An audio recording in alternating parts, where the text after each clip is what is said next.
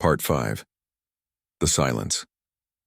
After 3 years after the last Vryn died, Fleet Admiral Ji-Wan Kang stood at the memorial built from pieces of the Harmony's promise. They had recovered the wreckage from the Vryn station before destroying it completely. Now it formed a monument on Earth with 847 names carved into its surface. She came here most mornings now. Retirement had been forced upon her by a civilian government that had reformed once the war was over. They needed someone to blame for what humanity had become, and she accepted that role without complaint. The memorial was always quiet this early.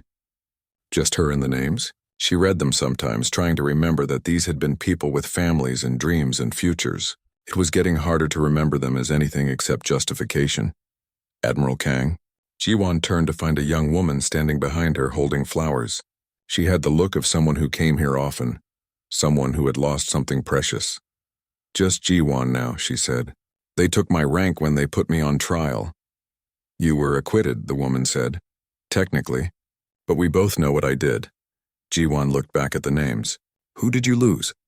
"My mother, Dr. Mi-Young Choi." Ji-Wan's breath caught. This was the daughter from the video, the little girl with missing teeth who had asked if the aliens were nice. She was older now, maybe 17 or 18. Old enough to understand what had happened. Old enough to judge. "Your mother saved us all," Ji-Wan said quietly. "Without her recordings, we wouldn't have known what really happened." "I know.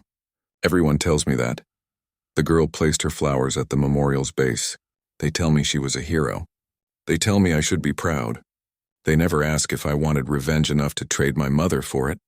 "Did you?" The girl was quiet for a long moment. "I don't know. I was 8 when she died. For years I was angry. I wanted the Vryn to suffer. I watched the war reports and felt glad every time another Vryn system fell." She paused. "Then they showed us in school what the memory plague did, how it worked. And I realized that my mother's last moments were being replayed in Vryn minds before they died. Her fear, her pain, her choice to delete my video message." Tears ran down the girl's face. "They used her death as a weapon. They made her suffer again and again in alien minds. And everyone calls it justice." Ji-Wan had no answer. She had authorized the memory plague's use. She had watched reports of Vryn dying while experiencing human terror and called it appropriate. Now facing this girl, she wondered if Commander Ji-Hoon Park would have approved of any of it. She knew he wouldn't have. That was why people like him couldn't be allowed to lead during war. They were too good.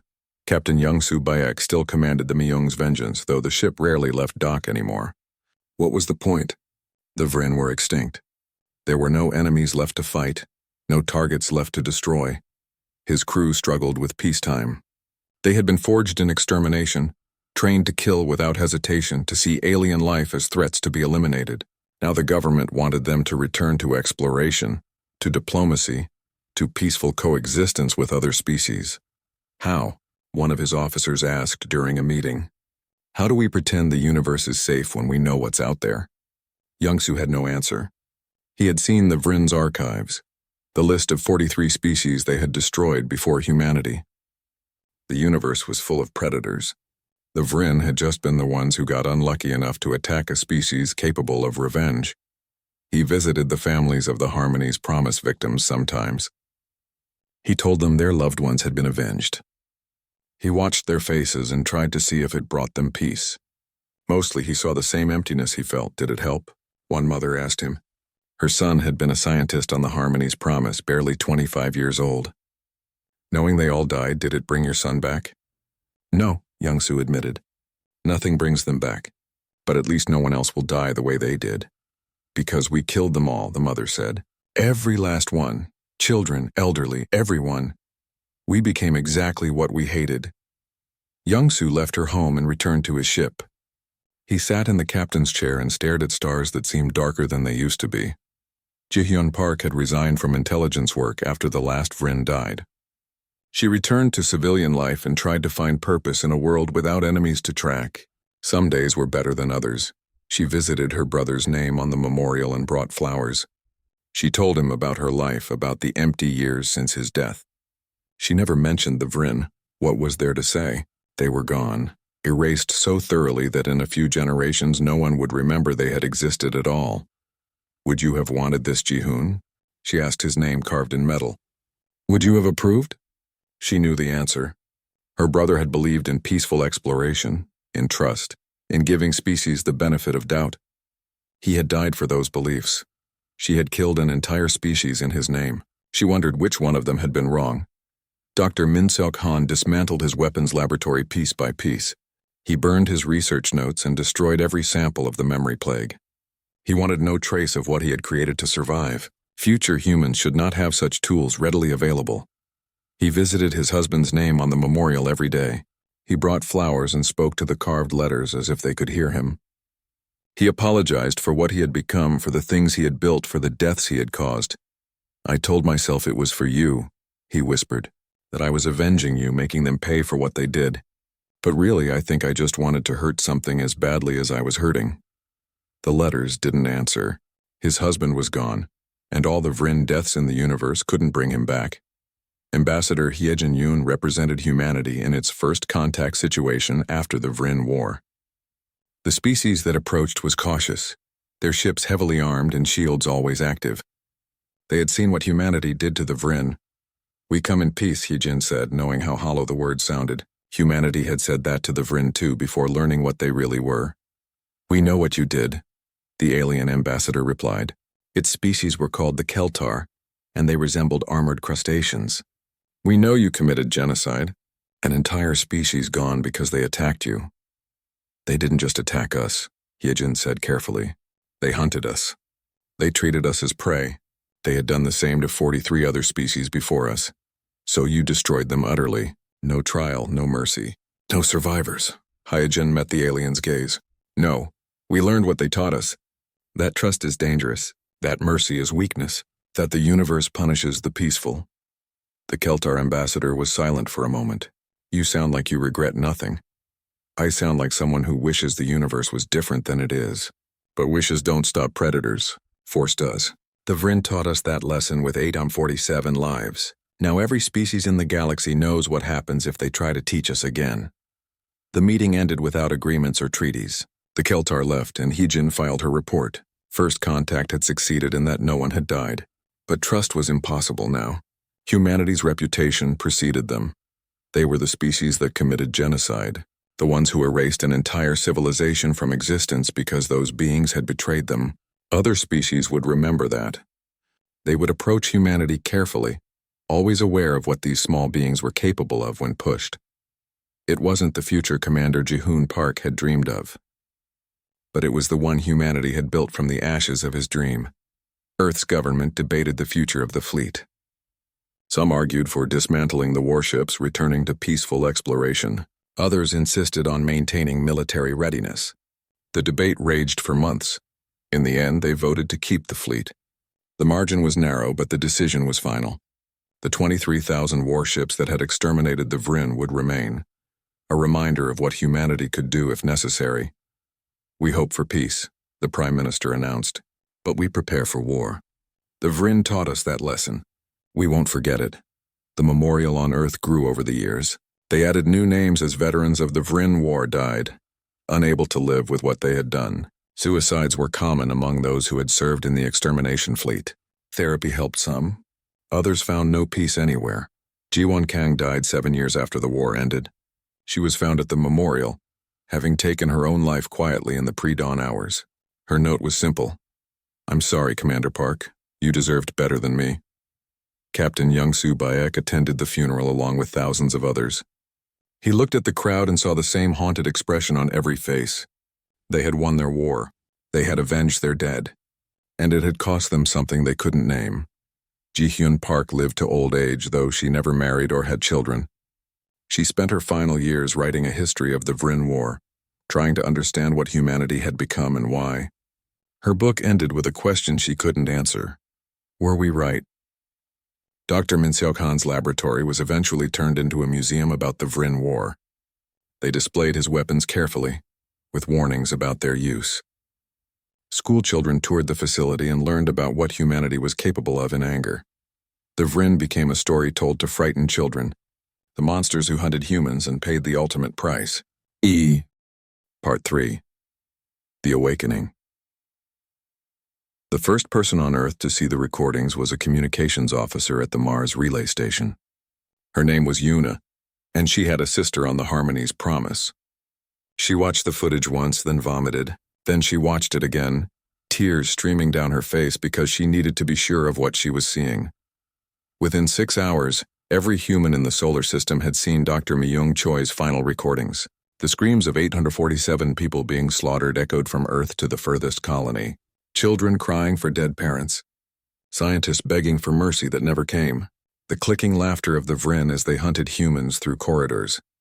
And through it all, Ensign Hyunwoo Nam's voice broadcasting his final message. They slaughtered us. They slaughtered the trusting. Remember the Vrin? Earth changed that day. Something broke in the human soul. Something that could never be repaired. Fleet Admiral Ji-won Kang was in a council meeting when she received the report.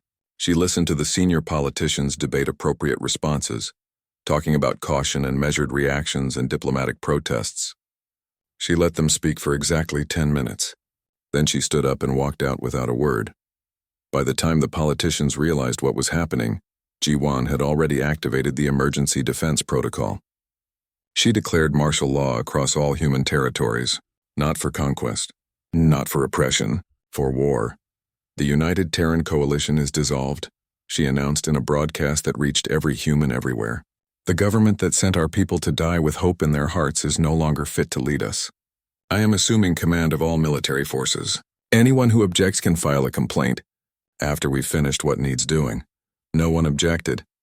The politicians who might have protested stayed silent. The peace advocates who would have marched in the streets instead lined up at military recruitment stations.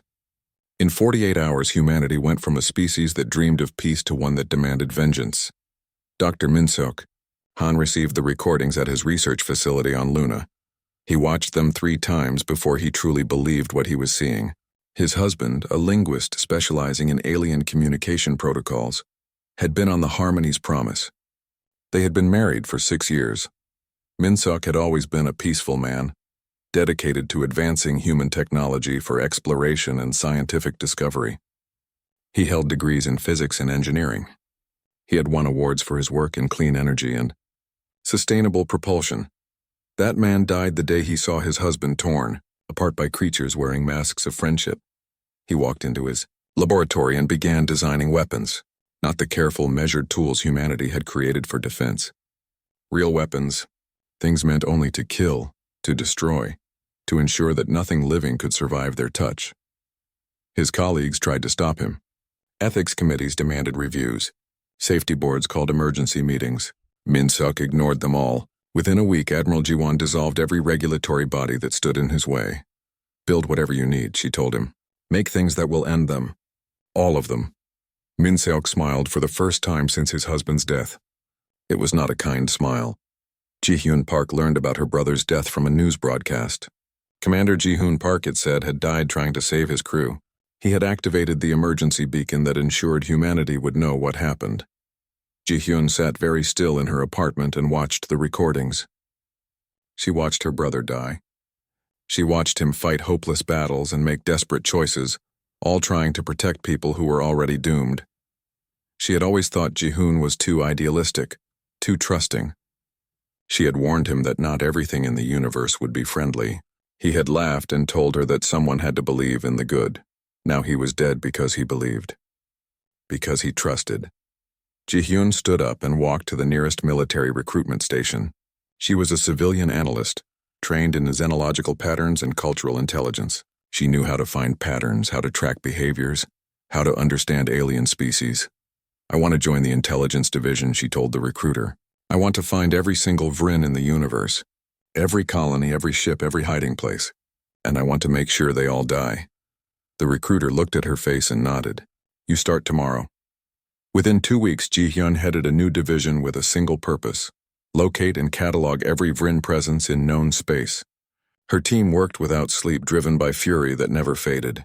They broke codes, hacked systems, followed every lead no matter how small. Nothing hidden, she told her team. We find them all.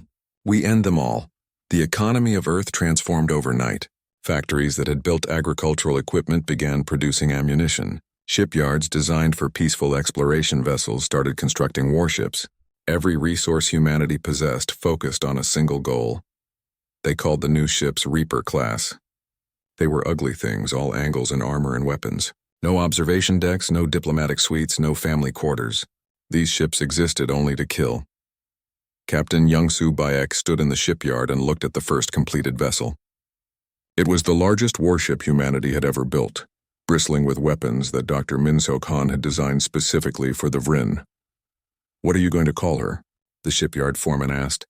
Young-Soo thought of Dr. Myung Choi, who had ensured the truth survived even as she died. "The Myung's Vengeance," he said quietly. The foreman nodded. "Good name. We have 9,999 more under construction. Each one named for someone who died on the Harmony's promise." "Not enough ships," Young-Soo said. "We'll build more. As many as it takes." The months passed. The fleet grew. 10,000 ships became 15,000, then 20,000. Humanity built without stopping. Crews working in shifts that blurred together. Everyone driven by the same burning need. Other alien species watched humanity's transformation with growing alarm. They sent diplomatic messages expressing concern. They offered to mediate. They suggested peaceful solutions. Admiral Jiwon's response was the same to all of them. "Stay out of our way." 6 months after the massacre, the fleet was ready. 23,000 warships, each crewed by volunteers who had seen the recordings and demanded the chance to avenge them. No conscripts, no reluctant soldiers. Every person who boarded those ships chose to be there. Ji-Hyun's intelligence division had done their work well. They knew where the Vrin were. 12 star systems, 47 stations, countless ships. The Vrin had built their civilization on hunting other species, growing fat on their trust. Now they would face something they had never encountered before, prey that could bite back. Admiral Ji-Won Kang stood on the bridge of her flagship and looked at the fleet assembled behind her. 23,000 ships, dark and deadly, waiting for her command. She thought about Commander Ji-Hoon Park and his dream of peaceful exploration. She thought about Dr. Myung Choi, recording evidence instead of running. She thought about young Hyun-Woo Nam, broadcasting warnings with his last breath. She thought about 847 people who went into space with hope and died with terror. "All ships," she said into the fleet-wide channel. Her voice carried to every vessel, every crew member, every human who had volunteered to become humanity's weapon.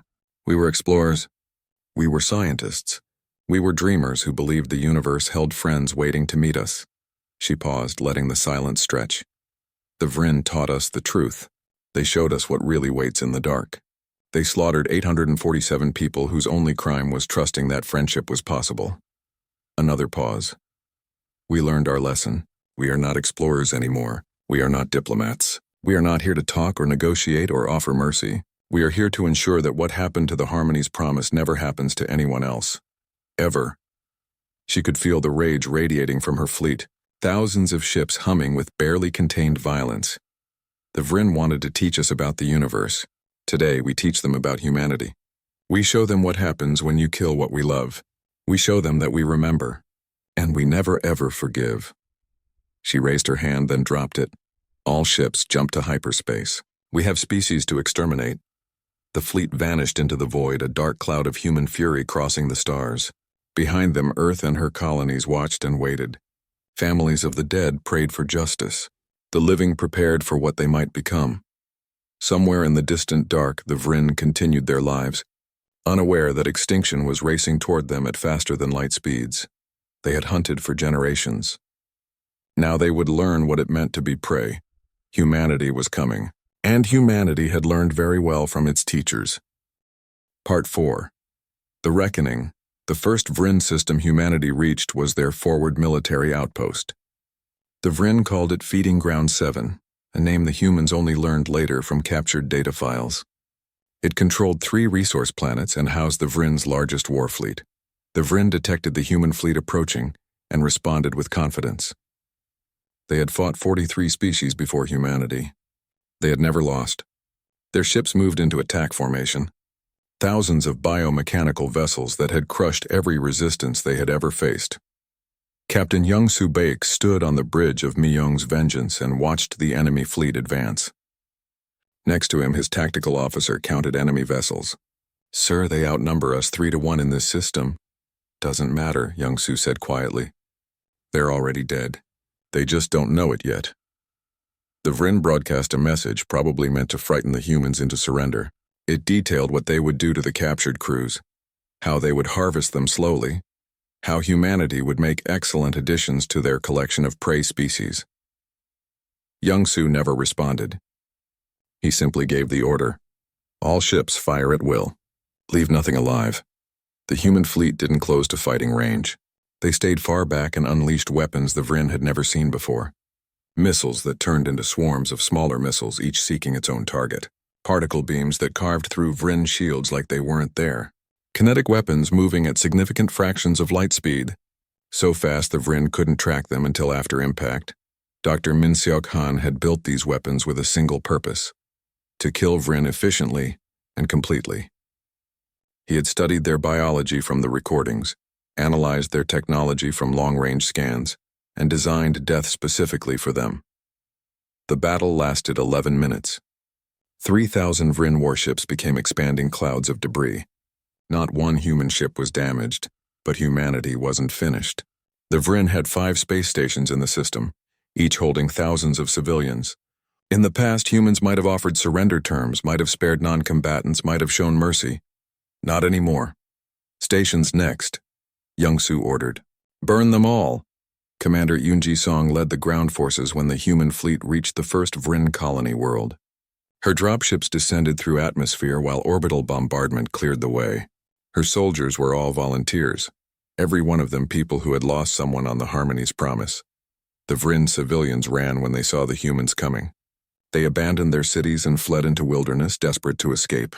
They broadcast surrender messages, offered reparations, promised anything if the humans would just stop.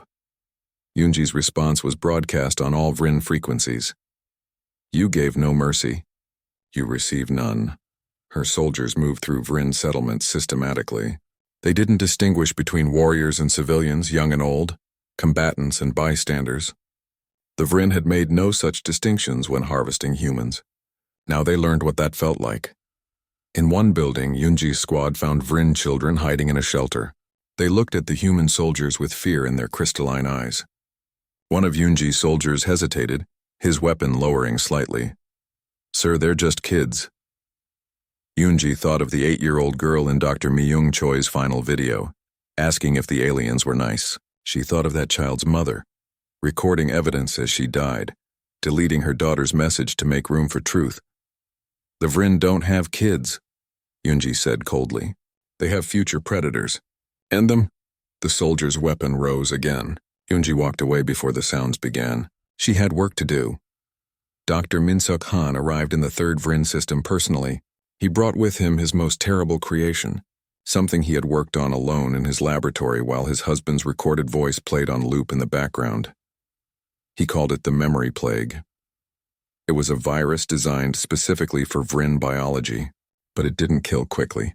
Instead, it attacked their neural pathways, forcing them to experience the memories and emotions of their victims.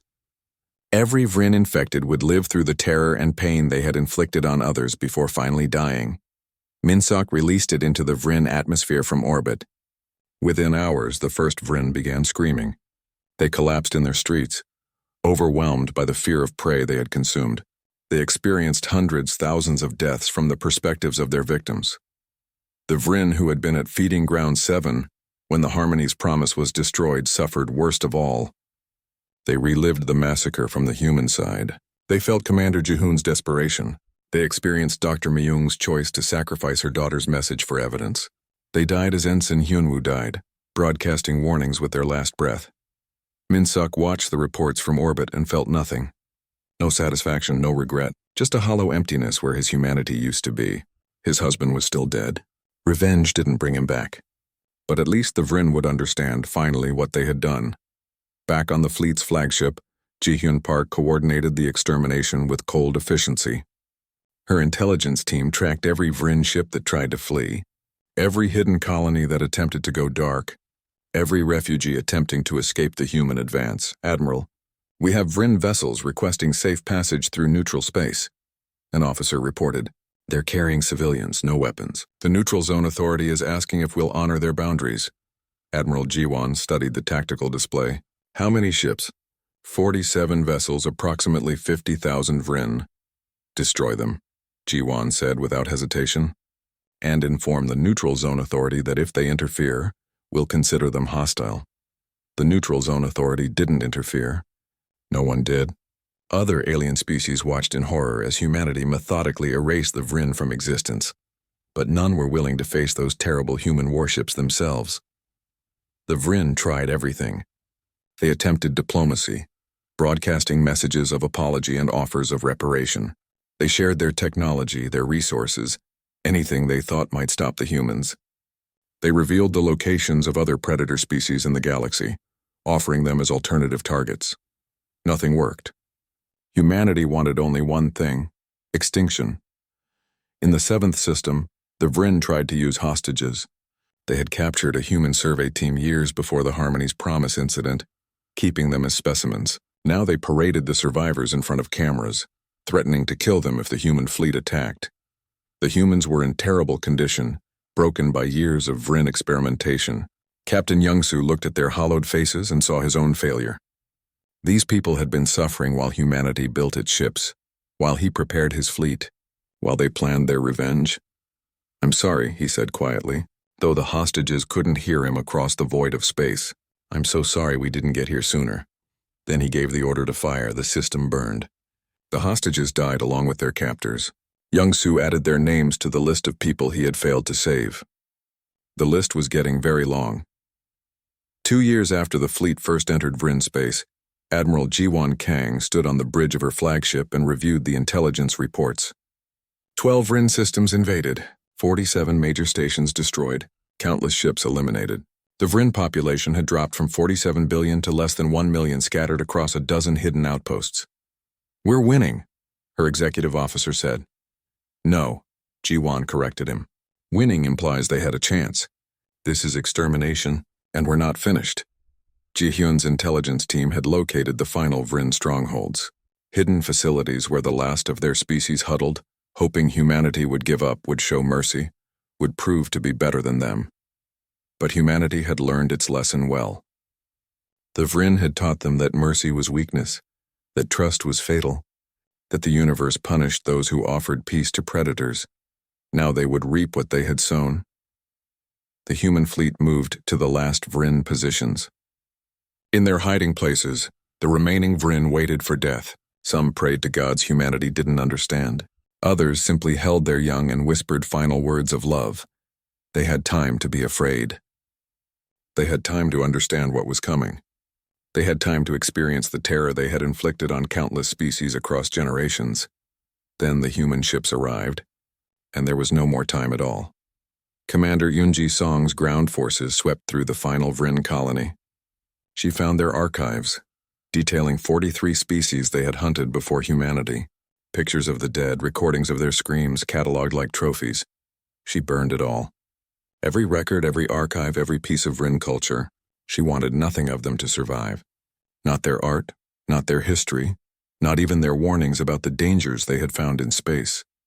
The Vryn had wanted to be remembered as mighty hunters. Yoon-ji ensured they would be remembered as nothing at all.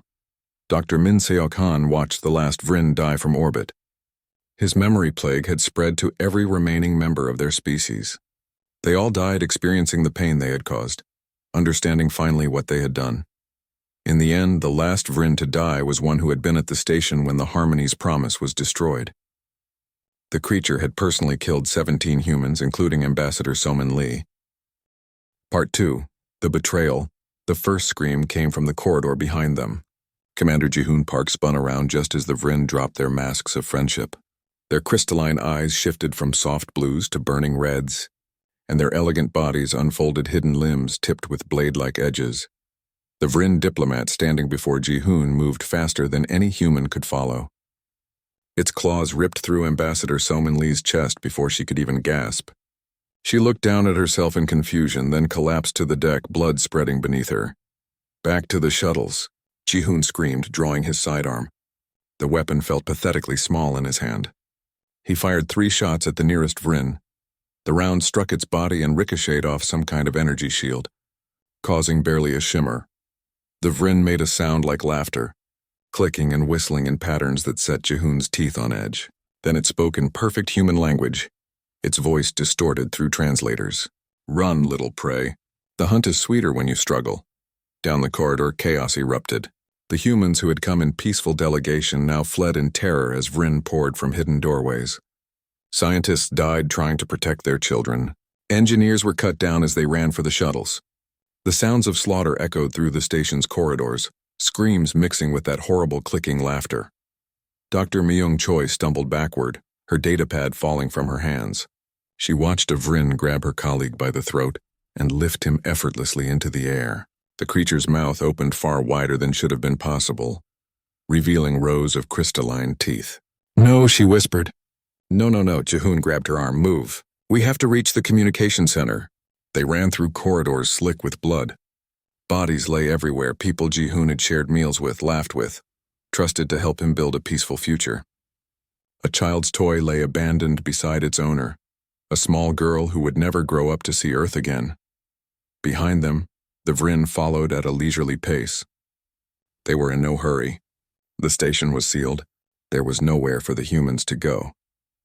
Lieutenant Dongha Kim reached the shuttle bay first with a group of 30 survivors. He immediately saw the problem. The bay doors were locked, sealed by technology they couldn't override quickly. And worse, the shuttles themselves had been sabotaged. Fuel lines cut, control systems fried, defensive positions. Dongha shouted, dragging cargo containers to form a barrier. "Anyone with a weapon, get ready!" Ensign Hyunwoo Nam was among the survivors, bleeding from a gash across his forehead. "Sir, I can access the communication terminal there. Maybe I can get a signal out." "Do it," Dongha ordered. "Tell Earth what happened here. Tell them what the Vryn really are." The Vryn entered the bay in a coordinated wave. Dongha's makeshift defenders opened fire, their small arms barely slowing the attackers. The creatures moved between containers with terrible grace, picking off humans one by one. They weren't just killing. They were playing with their food. One Vryn stopped to examine a fallen human, running scanning devices over the body. It made more of those clicking sounds, and Jihoon realized with horror that they were taking notes, cataloging, harvesting data along with lives. "They've done this before," he said aloud. "This is what they do. This is what they are." Myung had retrieved her datapad, her hands shaking so badly she could barely hold it. But she forced herself steady and began recording. If she was going to die here, someone needed to know the truth. Someone needed to see. She captured the Vryn systematically working through the human defenders. She recorded their hunting calls and the way they coordinated their attacks. She filmed the bodies and the blood and the terror on human faces. Every horrible second went into her device's memory. Jihoon fought his way to a wall terminal, Myung following close behind. Dongha's defenders were falling one by one, their desperate last stand buying seconds rather than minutes. Jihoon's hands flew across the controls trying to access anything that could help them. "The black box," he gasped. "The ship's emergency beacon." "The ship is locked down," Myung said. "The Vryn control everything, not the emergency systems. They're independent." Jihoon's fingers keyed in override codes he had memorized but never thought he would use. "If I can just reach it." A Vryn blade pierced his shoulder from behind. Jihoon screamed and fell forward across the terminal, blood spraying across its surface. The creature that had struck him leaned close, its alien face inches from his own. "Your fear smells wonderful," it said in perfect human speech. "We will savor you slowly." With his last strength, Jihoon's hand found the activation button. The black box beacon burst to life, broadcasting on all emergency frequencies. Every human ship and station within light years would eventually receive it. Not in time to save them, but in time to know. The Vryn's blade finished what it started. Commander Jihoon Park died staring at the alien that wore friendship like a mask. His last thought a prayer that someone would avenge his crew. Myung saw him fall. She sobbed once, then forced herself to keep recording. Her datapad's memory was nearly full. She had to make a choice. She could save her daughter's last message to her, the video of her child's smiling face, or she could save the recordings of what was happening here. Her hands trembled over the controls. She thought of her daughter asking if the aliens were nice, if they wanted to be friends. She thought of every other human mother who would send their children into space, trusting that the universe held wonders rather than horrors. Myung deleted her daughter's video and uploaded every second of footage from the massacre. Then she accessed the station's emergency buoy network, something the Vryn had overlooked in their arrogance. With the last of her strength, she broadcast everything. A Vrin found her as she finished the upload. It studied her curiously, seeing the data pad in her hands. Recording? It clicked. Good. We enjoy watching later. No, Myung said quietly, blood trickling from her mouth. Not for you, for them. For everyone you're going to try this on next. Now they'll know what you are. The Vrin's eyes flickered with something that might have been surprise, then its claws ended her. In the shuttle bay, Lieutenant Dong-ha Kim stood alone among the dead. 29 people had made it there with him. Now only corpses remained, and him and young Hyun-woo still working frantically at the communication terminal. Hyun-woo, Dong-ha said gently. We need to go. Almost done, the ensign said, his voice breaking. Almost done. I got one shuttle operational. Just need 10 more seconds. A shadow fell across them. 3 Vrin stood at the bay entrance watching with those terrible red eyes. They weren't attacking. They were waiting, enjoying the hope before they crushed it. 5 seconds, Hyun-woo whispered. Dong-ha raised his weapon and fired every remaining round at the Vrin, knowing it was useless but needing to do something. The creatures didn't even bother to dodge. Got it, Hyun-woo shouted. The shuttle's engines roared to life. Go! Dong-ha pushed the young man toward the craft. I'll cover you. Sir, you have to come. Someone needs to make sure you get clear. Go, Ensign. That's an order. Tell them what happened. Tell them all of it. Hyun-woo ran for the shuttle, tears streaming down his face. Behind him he heard Dong-ha's weapon clicking empty. Then the lieutenant's scream as the Vrin took him. The shuttle burst from the bay through sheer momentum, its hull screaming as it tore through emergency doors. Hyun-woo's hands shook on the controls, but he held course, activating every communication system the ship had. They slaughtered us, he broadcast on all frequencies. The Vrin, first contact. They slaughtered the trusting. Remember the Vrin. Remember what they did, remember. He saw Vrin ships pursuing, their weapons charging. He kept broadcasting even as the first shot struck his engines. The shuttle spun wildly, systems failing, but his message kept transmitting. They slaughtered us. They slaughtered the trusting. Vrin. Remember the Vrin. The second shot tore through the shuttle's core. In his last moment, Ensign Hyun-woo Nam saw the stars and thought they looked beautiful. Then there was only light and silence, and the message continuing to broadcast across the void even as his body turned to atoms. On the Vrin station, the creatures finished their work efficiently. They harvested what they wanted from the human bodies and disposed of the rest. They cleaned the corridors and prepared for their next hunt. Another species somewhere in the galaxy, trusting and naive, waiting to be harvested. The Vrin had played this game for generations. They were good at it, and humanity had proven to be particularly delicious prey. What they didn't know was that 2 mining outposts had already received Hyun-woo's transmission, and Dr. Myung Choi's recordings were spreading through the emergency buoy network, passed from beacon to beacon, racing toward Earth at the speed of light.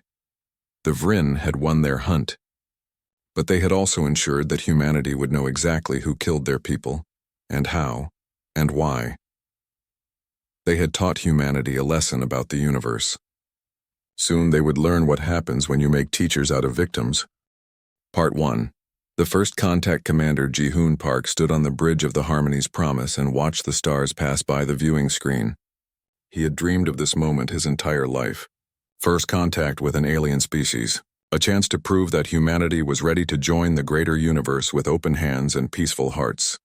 The ship hummed quietly around him as 847 souls went about their daily routines.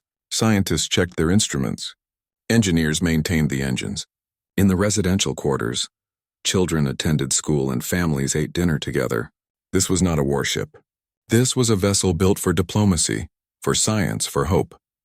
Commander, we're receiving another transmission from the alien vessels, said Ensign Hyun-woo Nam from the communication station. The young officer's voice carried excitement he couldn't quite hide. They're responding to our cultural database. They seem very interested in human music and art. Ji-hoon smiled. Excellent. Send them our complete archives on Earth's history. Let them see who we are. Dr. Myung Choi entered the bridge carrying her datapad. The xenobiologist had barely slept in the 3 days since they detected the alien signal. Her eyes were bright with wonder despite her exhaustion. Commander, I've been analyzing their ship designs. The biomechanical integration is remarkable. These beings have achieved a harmony between organic and synthetic technology that we've never seen before. What do we know about them physically? Ji-hoon asked. Myung pulled up images on the main screen. The Vryn appeared in holographic form, their bodies tall and elegant with multiple limbs and crystalline eyes. They're silicon-based rather than carbon-based. Their communication includes both auditory and bioluminescent signals. They call themselves the Vryn, and they claim to represent a peaceful federation of worlds. Lieutenant Dongha Kim looked up from his tactical station. Commander, I'm still concerned about the gaps in their transmissions. They've told us about their culture, their art, their philosophy, but when I ask about their military structure or defensive capabilities, they change the subject. Ji-hoon walked over to Dongha's station. The lieutenant was his most cautious officer, always seeing threats where others saw opportunities. Dongha, perhaps they simply don't want to frighten us by appearing aggressive. We're the newcomers here. They're trying to make us feel welcome. Or they're hiding something, Dongha said quietly. Ambassador Somin Lee stepped forward. She had been appointed by Earth specifically for first contact scenarios, trained in diplomacy and alien cultural protocols. Lieutenant, I understand your concerns, but we must approach this with trust. Every first contact protocol we've developed is based on the assumption of peaceful intent, until proven otherwise. The Vryn have shown us nothing but friendship. Dongha's jaw tightened, but he nodded and returned to his work. The hours passed as the harmonies promised drew closer to the Vryn station. The structure grew larger on their screens, a massive organic thing that seemed to breathe and pulse with inner light. It was beautiful in an alien way, unlike anything humanity had ever built. They're inviting us to dock, Hyunwoo announced. All of us. They want to host what they call a unity celebration. They say it's their tradition when meeting a new species for the first time. Myung's personal communicator chimed. She glanced at it and smiled warmly. Excuse me for just a moment, Commander. Ji-hoon nodded and watched as she stepped to the side of the bridge to take the call. He saw her face light up as her daughter appeared on the small screen. The girl couldn't have been more than 8 years old, her smile missing 2 front teeth. Mommy, did you meet the aliens yet? The child asked, her voice carrying across the quiet bridge. Almost, sweetheart. We're about to visit their space station. Are they nice? Do they want to be friends? Myung's eyes glistened slightly. Yes, baby. They want to be friends. Humanity is making friends with the stars. Tell them I said hello. Tell them we have lots of room on Earth if they want to visit. Myung laughed softly. I'll tell them. I love you. I'll call you after the celebration, okay? Okay, be safe, Mommy. The call ended and Myung returned to her station, wiping at her eyes briefly. Ji-hoon pretended not to notice. He understood. They were all thinking of their families back home, of the historic moment they were part of the future they were building. All hands, this is Commander Park, Ji-hoon announced over the ship-wide channel. Prepare for docking procedures. We've been invited to the Vryn station for a celebration of first contact. This is a historic day for humanity. We go as ambassadors of Earth, representing the best of what our species can be. Shuttle assignments have been sent to your terminals. We depart in 1 hour. Across the ship, excitement rippled through the corridors. Scientists prepared their formal attire. Children asked their parents endless questions about what aliens ate and if they played games. Engineers checked the shuttlecraft to ensure everything was perfect for their diplomatic arrival. Only in the security office did Lieutenant Dongha Kim sit alone, staring at his screens. Something felt wrong. His instincts, honed through years of military service, screamed warnings that his rational mind couldn't justify. He pulled up the scans of the Vryn station again, running every analysis program he had. The station's energy signature was enormous, far beyond what would be needed for a simple diplomatic facility. There were structures inside that his scanners couldn't penetrate, shielded by technology he didn't understand. And there were no other ships, no sign of the Federation of Worlds the Vryn claimed to represent. Just them and the station and empty space. He reached for his communicator to call the commander again, then stopped. What would he say? That he had a feeling? That he didn't trust beings who had shown them nothing but kindness? He would sound paranoid, fearful, exactly the kind of officer who shouldn't be on a first contact mission. Dongha closed his eyes and breathed deeply. Maybe he was wrong. Maybe the Vryn were exactly what they appeared to be. Maybe humanity really had found friends among the stars. He opened his eyes and began suiting up for the shuttle ride. If he was wrong, wonderful. If he was right, he wanted to be ready. The shuttles launched one by one from the Harmony's promise, small vessels carrying humanity's hope across the void toward the waiting Vryn station. Inside the lead shuttle, Commander Jihoon Park sat beside Ambassador Soman Lee, both of them rehearsing their greeting speeches. Behind them, Dr. Myung Choi held her datapad, already recording everything for the archives. This moment would be studied by generations of humans to come, the day their species stepped beyond their small corner of space and embraced the greater universe. The station's docking bay opened before them like a vast mouth, and the shuttles glided inside one after another. Jihoon never saw the bay doors close and lock behind them. He was too focused on the Vryn delegation approaching through the corridor, their crystalline eyes gleaming with what he mistook for joy. He smiled and prepared to extend his hand in greeting, believing with all his heart that this was the beginning of something beautiful. He had no way of knowing that in less than an hour, he would be dead along with everyone he brought to this place. The Vryn had perfected their greeting over dozens of species before humanity. They knew exactly how to make prey feel safe before the harvest began.